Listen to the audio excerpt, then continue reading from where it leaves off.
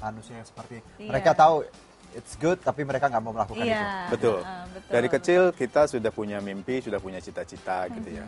Sudah punya tujuan-tujuan tertinggi terhadap hidup ini gitu nah. Ada orang yang terus memelihara itu, bersikap tentang bahwa hidup saya harus highest goal gitu kan. Harus mencapai sasaran-sasaran yang tertinggi. Tetapi ada juga orang yang bersikap bahwa highest goal itu tidak penting atau misalnya itu bisa belakangan dan kita hidup dengan kebutuhan yang mendesak sehari-hari. Ya itu yang harus didulukan gitu kan. Nah, sekarang kalau misalnya coba bayangkan Mas Juno kalau punya cita-cita tertentu gitu atau Mbak Bella ya punya cita-cita tertentu yang benar-benar menggairahkan hidup ini kan pasti akan dipelihara itu. Iya. Akan dipelihara. Oke, Mas Ferry ini tampaknya kita harus rehat lagi. Rehat dulu, tapi jangan kemana-mana karena setelah yang satu ini kami masih akan hadir dengan motivator kami, Ferry Faruk dengan tema pecundang dari Akrasia. Ini menarik sekali. Tetap bersama kami di Kilas Indonesia Pagi.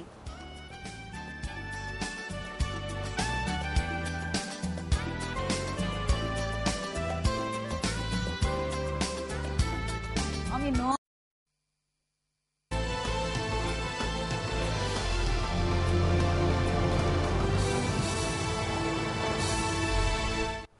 Masih dari kawasan Kebonseri Jakarta Pusat, kami bersiaran dan masih di segmen ini bersama motivator kami yaitu Bapak Ferry Faruk. Mas, saya bilang ya Bapak, Mas masih muda lah, seumuran ya.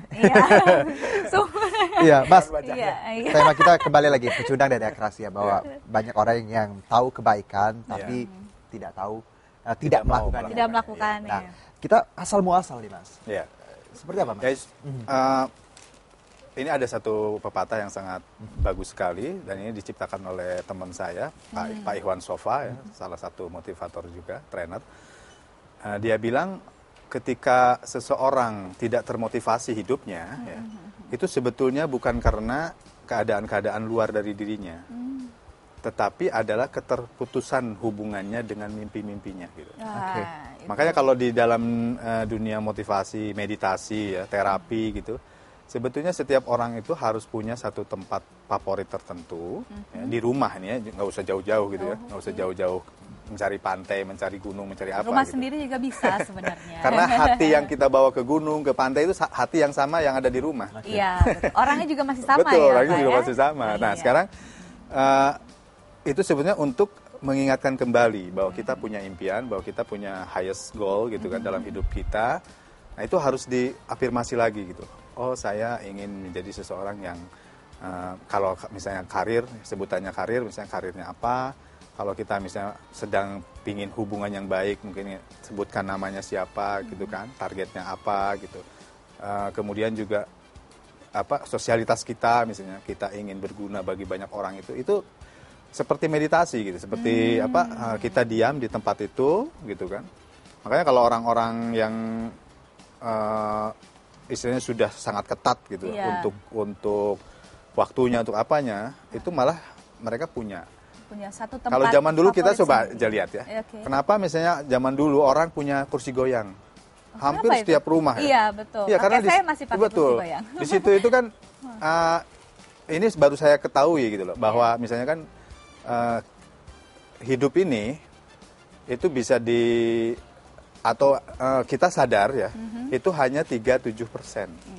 Nah sekarang sisanya ya, yang sekitar 93% ke atas gitu, itu sebetulnya ada di dalam bawah sadar kita. Nah kalau kita misalnya di kursi goyang, itu masuk kondisi kita tuh ke dalam kondisi yang alfa kalau dalam ilmu pikiran gitu. Iya, kondisi alfa itu kondisi alfa itu adalah kondisi yang bisa disugesti. Itu kan kalau Mbak Bella atau Mas Juno mau melakukan sesuatu, sebetulnya kan yang paling gampang adalah yang tidak perlu disuruh-suruh orang kan. Itu adalah keadaan yang sangat sugestif. Jadi orang bisa ya udah bisa pergi, bisa melakukan apapun. Iya. Mas, lalu alasan nih Mas orang menjadi istilahnya lebih jadi mengidap gitu ya, mengidap akrasia itu kenapa gitu ya. Mereka tahu ada yang baik tapi nggak mau. Atau mungkin begini, biasanya alasannya orang takut untuk menjadi orang baik gitu.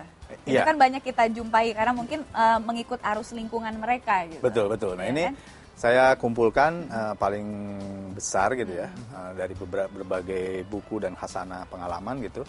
Sebenarnya ada alasan yang sangat pokok.